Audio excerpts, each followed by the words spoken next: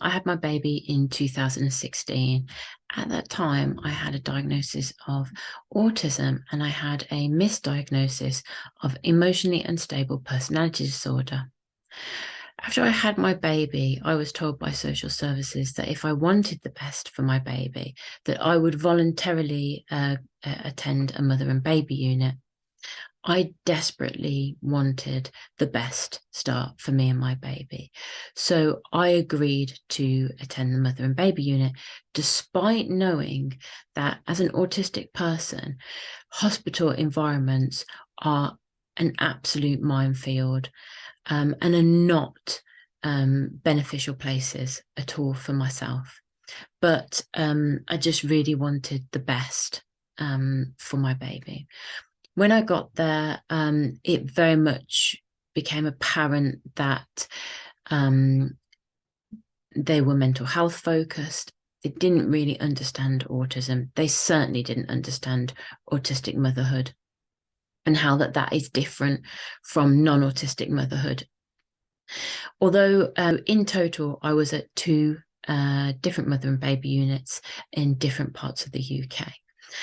The first mother and baby unit, they had more of an insight into autism than the second mother and baby unit, but there was still a significant lack of understanding. So that was very challenging. They did identify that my autism was causing some difficulties in the transition from to parenthood, but they just didn't go far enough. No sensory needs assessment was ever conducted in both mother and baby units, despite my sensory differences being the most debilitating aspect of my autism. They did not consider the sensory impact of breastfeeding, the social impact of being in a unit full of other people,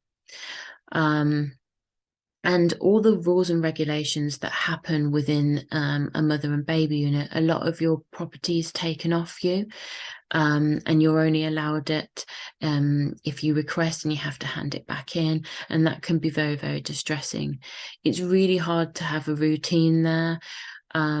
And there is an incredibly high staff turnover. So that can be very, very distressing and very difficult to adjust to. The first mother and baby unit, they didn't implement one-to-one supervision, only when I went outside with my baby in the community. And this was really, really difficult. I do not respond very well to one-to-one supervision. It causes crippling anxiety. So subsequently, that meant that I could only go outside in the community with my baby if I had a member of staff with me. And that made me feel really suffocated. And so what happened was I either didn't want to go out into the community, or I wouldn't want to take my baby. And that wasn't because I didn't want to spend time with my baby. I didn't want to spend time with the professional. I didn't want a professional following me. It made me anxious and it made it impossible to function. And this was reflected in my records. I was often described as robot and mechanical. And yet none of the professionals at the time considered, is our approach causing detriment? And this is one of the difficulties that I do have. Professionals are too quick to blame autistic people instead of considering whether their approaches can be causing the difficulties. When I went to the second mother and baby unit, it was a completely different story. They were extremely ignorant in relation to autism and had no understanding of autistic parenting. They just had a complete deficit approach. And despite the first mother and baby unit handing it over to the second, that one-to-one supervision, keep it to a minimum, it's really not beneficial for me. They ignored that advice and they insisted one-to-one supervision all the time, indoors and outdoors, with my baby. This was incredibly oppressive. And I really struggled. It caused so much distress. I was also a breastfeeding mother, and I had to breastfeed my baby being watched by a stranger. I really struggled to do the day-to-day care of my baby because of crippling anxiety, which is a result of being watched by numerous members of staff.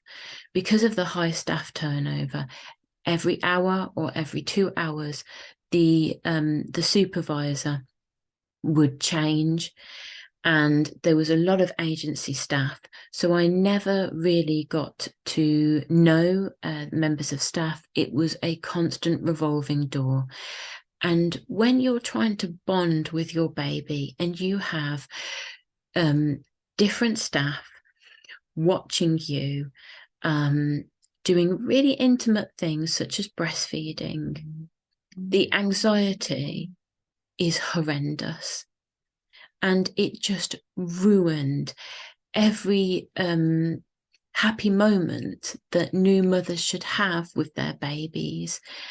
Yet again, I was blamed, not the professional approach.